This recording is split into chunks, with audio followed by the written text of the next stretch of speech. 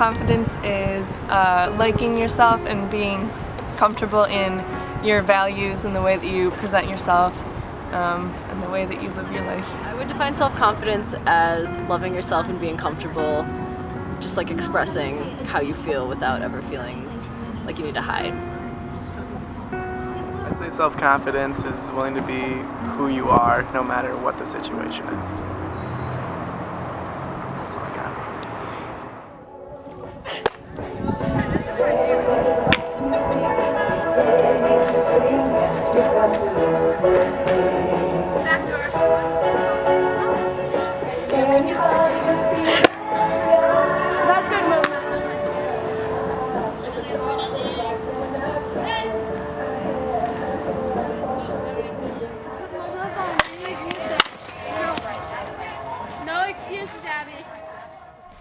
I think confidence just comes from like being well prepared and just like knowing your surroundings and your situations and knowing where you thrive and where like you can adapt to the situation by using different like strengths and weaknesses that maybe someone else may not use in the situation.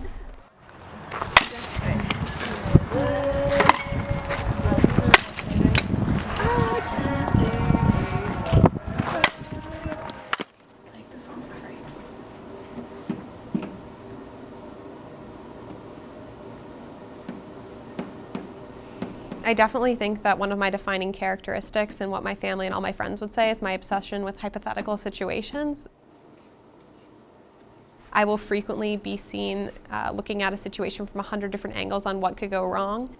And whenever I call my parents or call my friends, they always say, you know, that could happen, but you're wasting a lot of energy thinking about what could go wrong instead of thinking about either what could go right or just kind of letting it happen.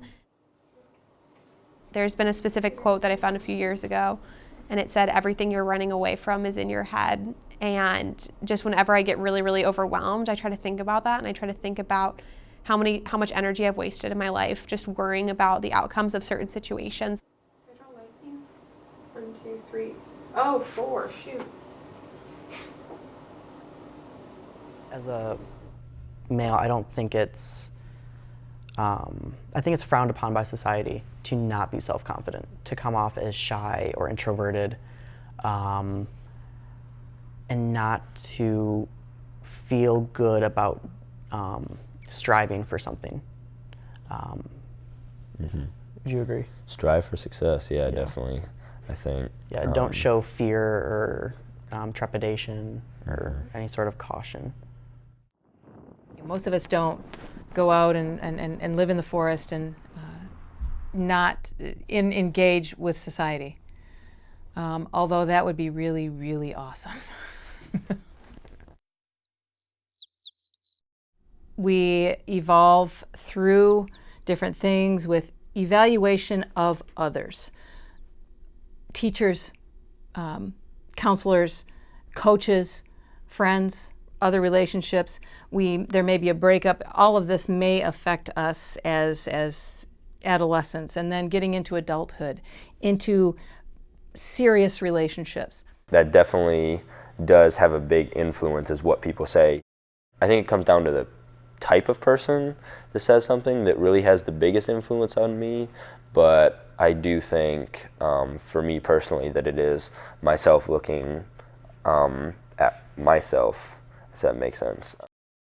Saying like, oh, I went to the gym today, I can really feel it, or you look in the mirror and see the pump going, and, you know, sometimes I'll do that. I'm not gonna lie. I think you have a lot of bombardment throughout the day. Just, oh, you did this well, did that bad, good, bad, and it just builds up and it becomes a part of you. Maybe not necessarily that you want to have, but that you do have.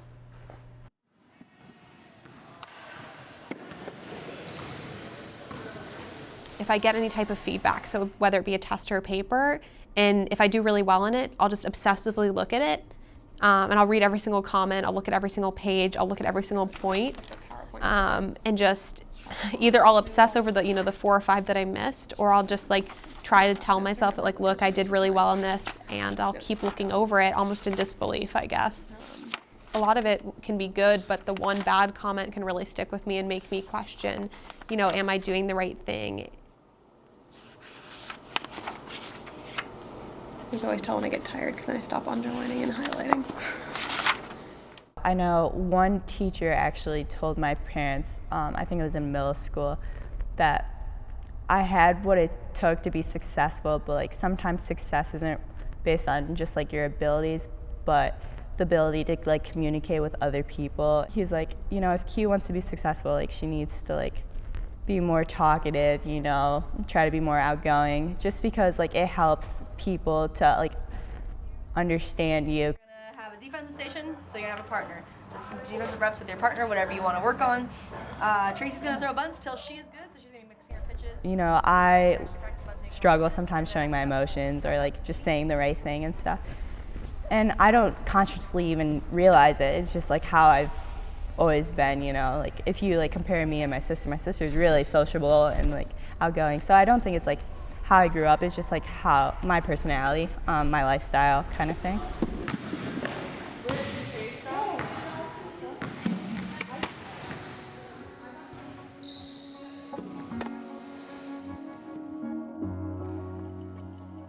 I think self-confidence is being sure enough in yourself and in your person to ask a question and like validate your questions if you aren't sure about something, but then also to give voice to your own thoughts and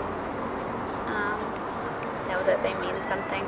I would describe self-confidence as being able to fully express yourself however that is, whenever you want, in any situation. And really just being able to put yourself out there and not care too much about what everybody else thinks. I think self-confidence, it's not something that you can get from outside. Like, somebody can tell you that you're great all they want, and like you can hear that, but you're not going to believe it just from somebody else telling you. Like, it has to be something that you feel and you can like tap into in yourself. So where would you say you feel the most confident on this campus? On this campus? Yeah. There's not very many places, I would say. I would say that I feel pretty confident when I'm in a smaller group and we're talking about schoolwork, so I wouldn't say I ever feel that confident in the classroom, because usually most of my learning takes place outside of the classroom. So I would say when I'm really working with a smaller group of people. AD Plus goes to Peru. Oh, we did find that. We found it on this website. It's on all the websites. But remember how? Remember, it's literally the everywhere. The Unipro thing. Yeah. Yeah. So are we saying we're working? D is drawing the amino acid structure, and then E we found the molecular weight. So should I type that up? Mm-hmm. A moment. Okay. So E. I don't think you can exist in any one of our classrooms without engaging your voice and what your voice wants to say. What chemical reaction does your? And I think confidence is from claiming the voice, loving the voice, and understanding what it wants to say. That said, an antithesis to that is fear. Students come here with different levels of fear, of speaking, of putting things out there. I think because we don't have like a precise moment, such as why I feel confident having the friendships that I have, and why I feel socially, I guess, adequate, I guess would be the term I would use. I don't feel like I'm alone. I don't feel like I'm ostracized by society or the group of people, my peers that I know, because I have friendships.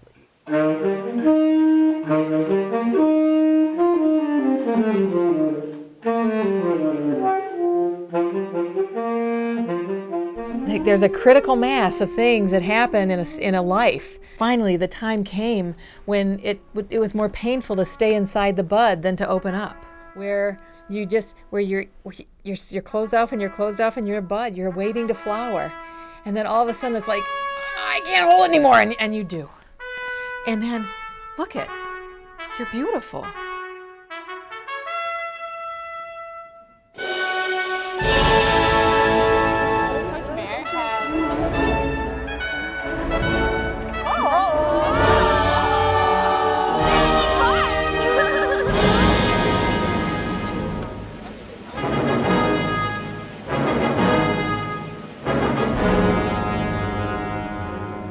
Self-confidence is understanding that relationships are all about loving yourself.